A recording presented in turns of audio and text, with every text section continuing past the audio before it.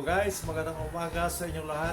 Muli na naman tayo sa kusina at ito naman ang inyong bakalingkod, si Brother Ramon Armamento ng Ram Style TV. Ngayong umaga ay magluluto tayo ng panibago namang putahe ng ating lutuin. At hindi tatawagin natin pork caldereta. So, masarap itong pork caldereta.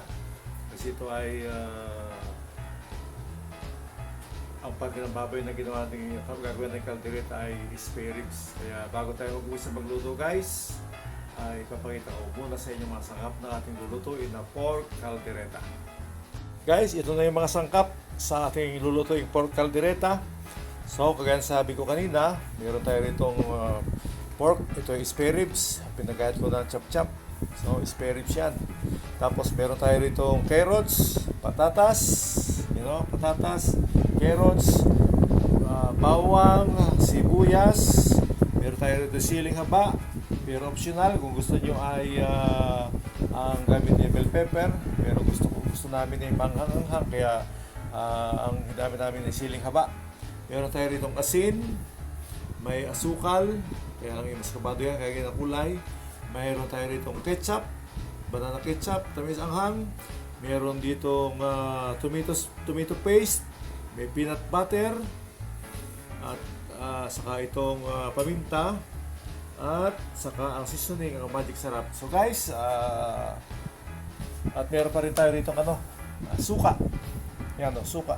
Para mamaya sa pagluto. Kaya guys, mag-umpisa na tayo pagluluto at ilalagay ko ng aking cellphone sa tripod.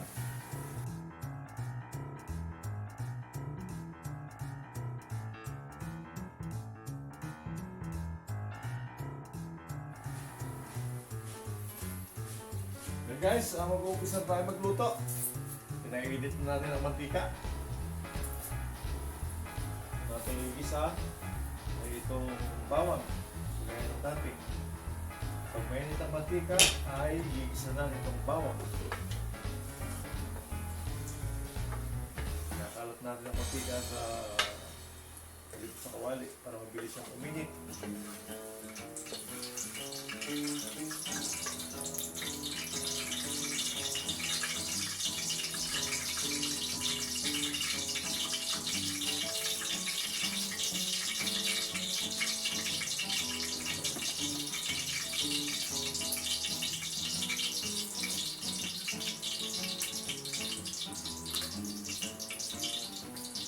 So, mainit na ang mantika, ang oil, yung isa ka pala sa sangkap oil. Nalimutan ko.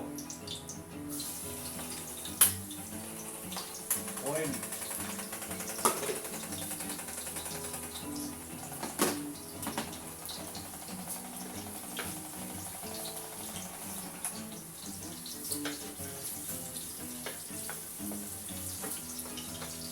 Kung gusto nyo mas masarap pwede nga ilagay nyo sa halip na oil ay margarine.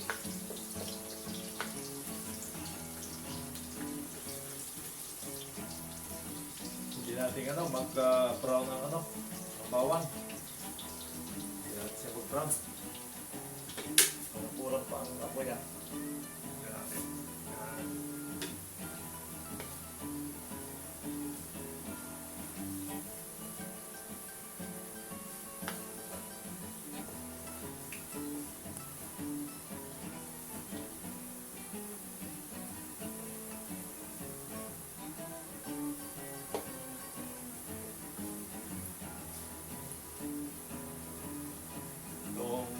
Pork caldereta ay masarap din. Pero ang pwede pa natin gawing caldereta ay pwede rin mag-caldereta tayo ng beef. Pwede rin mag-caldereta tayo ng chicken.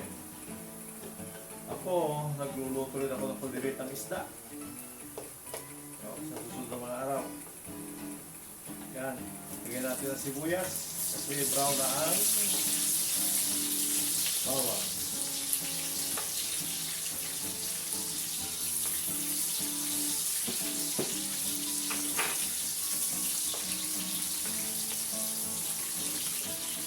Masarap ang maraming bawang at maraming sibuyas.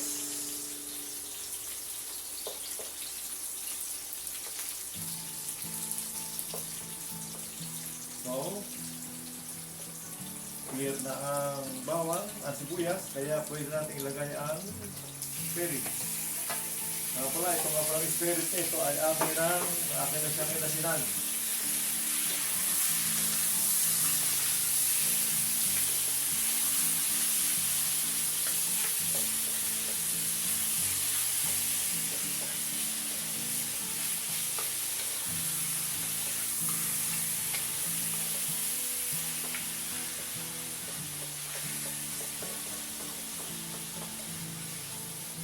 Guys, taklo ba natin?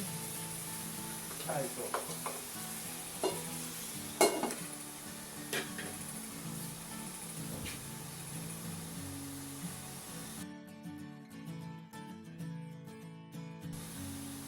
Okay.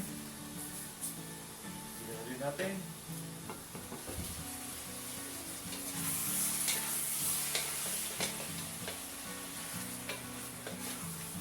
Mas masarap guys, yung matagal itong sinasangkot sa para lumabas yung sarap ng ating spirits, lasa.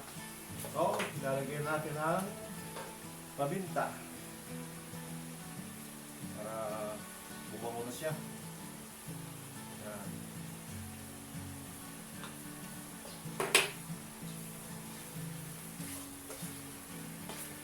Sa akin kasi mas prefer ko na ilagay ang paminta habang sinasangkot sa itong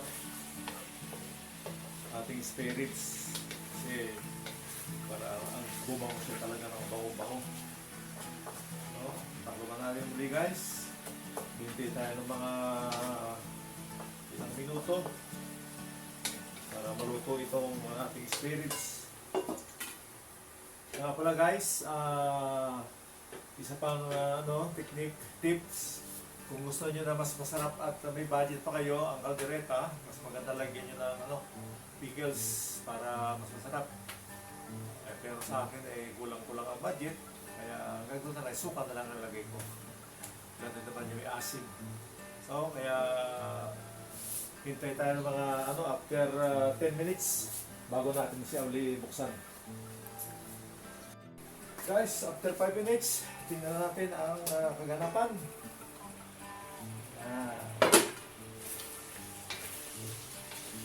Ang apoy ay inilagay ko na sa sa low. Tapos ilalagay na natin ang tomato paste.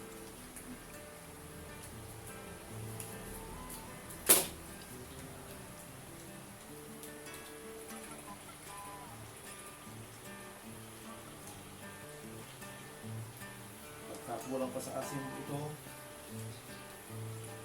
ay lasa natin pagtigal ng suka mamaya. Ang purpose kasi ng tomato paste, siya ang magdadala ng asin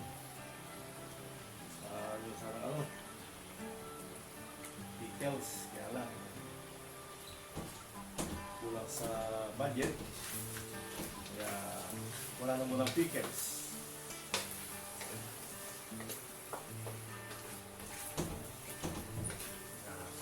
Halo lang para ang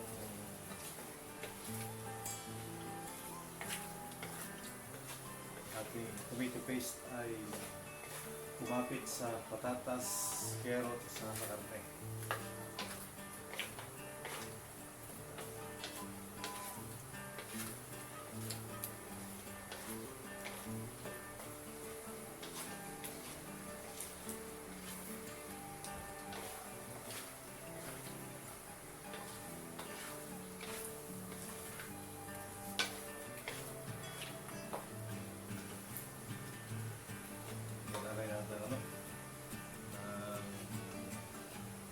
Ketchup. Lagyan na rin natin ng ketchup.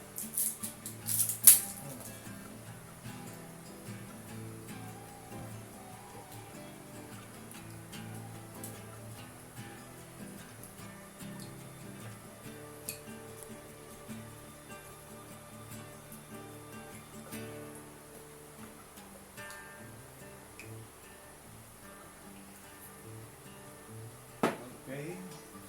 Haluin ulit natin. natin.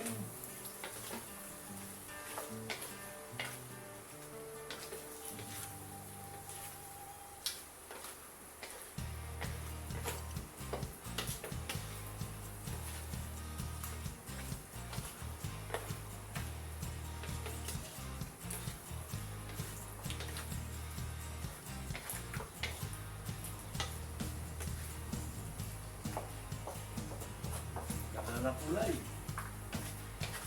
Kulay pa lang.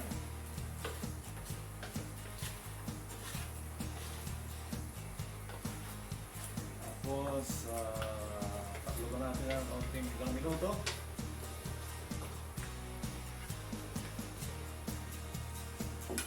Okay.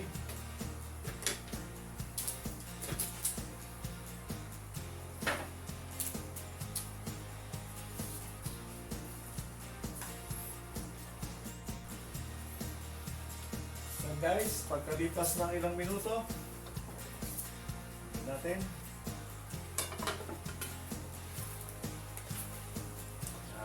okay,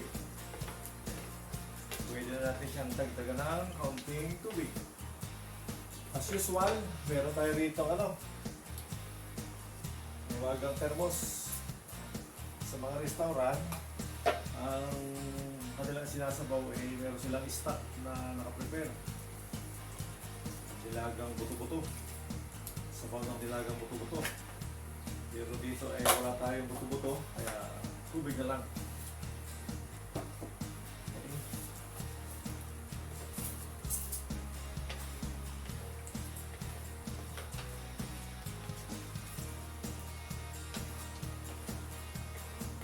Para maluto ang patatas carrots, kaya nilagyan natin ng konting tubig.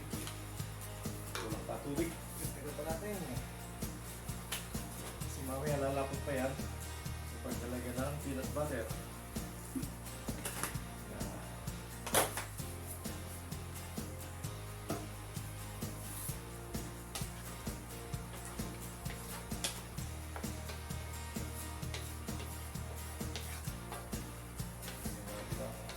Nasa giliran na mga tomato sauce, tomato paste.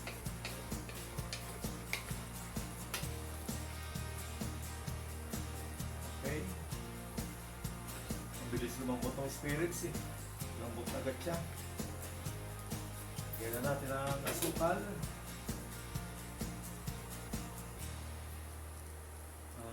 Seasoning.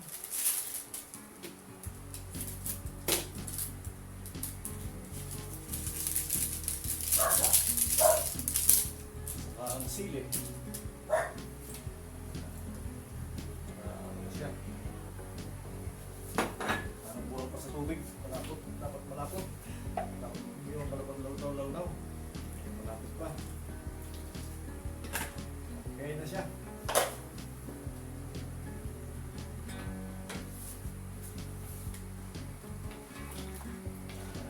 Tama yan mamaya.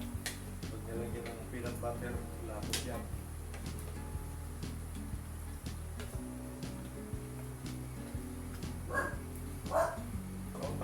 Guys, para maluto ang maliit ang taklot natin. Kailangan. So, hintayin natin mga ilang minuto hanggang sa maluto ang patatas. 1 eternity later. Guys, after 5 minutes na ilalagay natin ang patatas at carrots.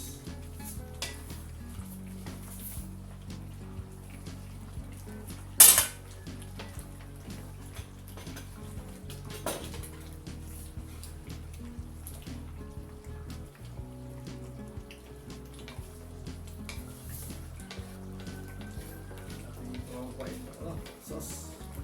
Ganda ng kulay, talagang kaldereta. Tignan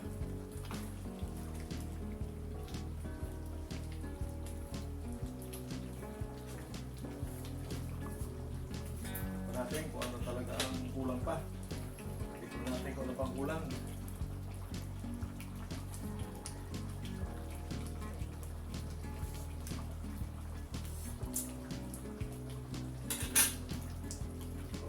asin.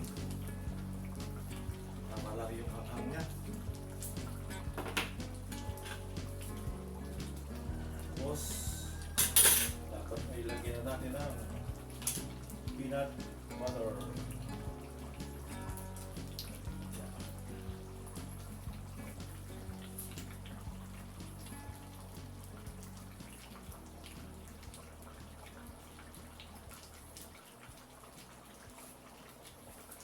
Kalimutan haluin ang peanut butter. Kasi tumiling na siya, tumiling.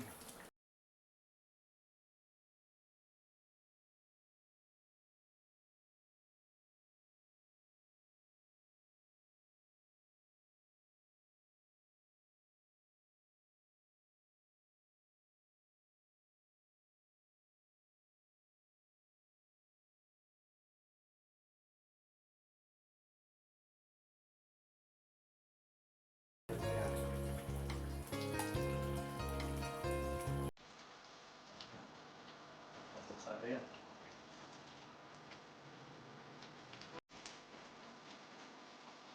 Yung tatlong kutsara. Pake natin.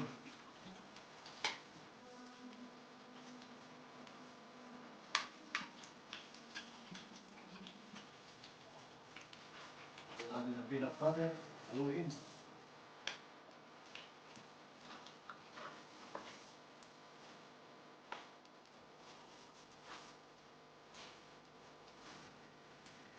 Kaya nasabi ko kanina, pag nilagay ang peanut butter, ay lalapot pa yan. Malapot na siya. Hindi natin ito nasa kutsara. Sayang. Okay.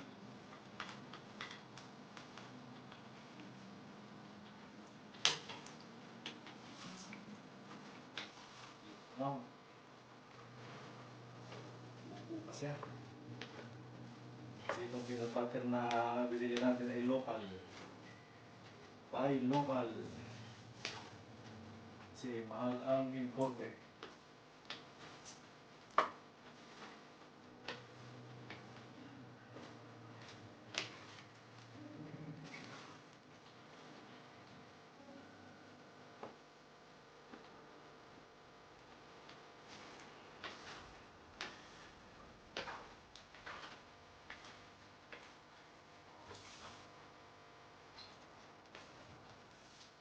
Sa atin, tunaw talaga. Tuloy lang natin para matunaw. Peanut butter.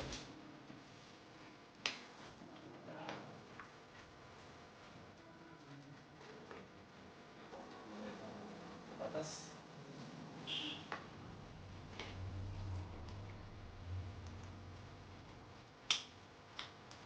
Basta. Patatas. No? Lupain na natin. Lupain, lupain.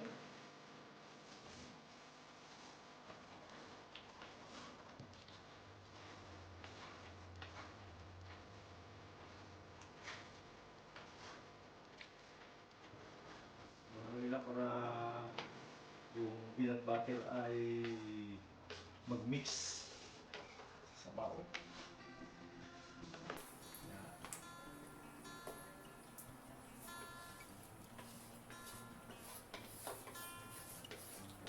Bango.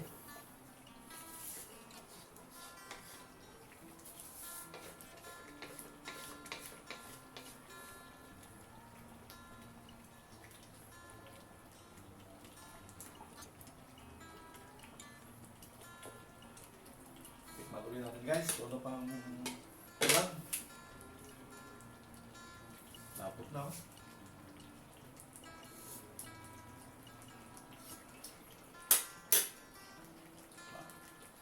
Ayos na. Tamang-tama ang hanghang. Tamang-tama ang hanghang. So, hintayin natin maluto ang patatas. Tapos ay ayos na.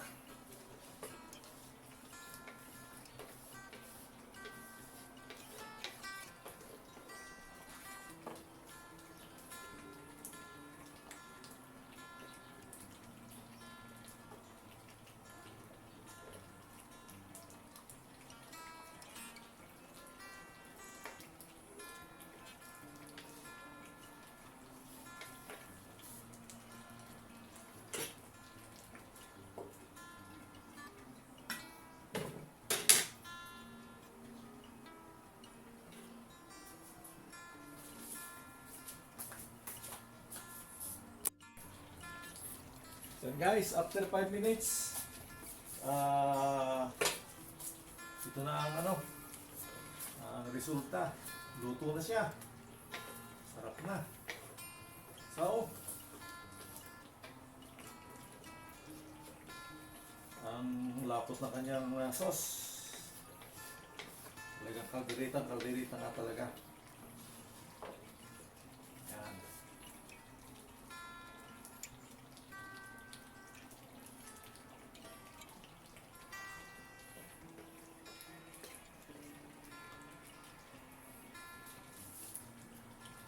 Guys, luto na.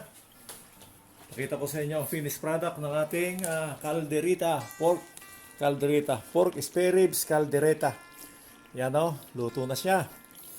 Masarap na, pwede nang kumain. So guys, maraming salamat sa inyong panonood. Sa mga nag-subscribe, salamat din. At shoutout nga pala sa apo namin na si Aubrey Sibilio sa kanyang 18th birthday sa darating na Biyernes sa September 24. Aubrey, happy birthday. 18 ka na. Talaga ka na. So, salamat guys sa panonood at salamat din sa suporta.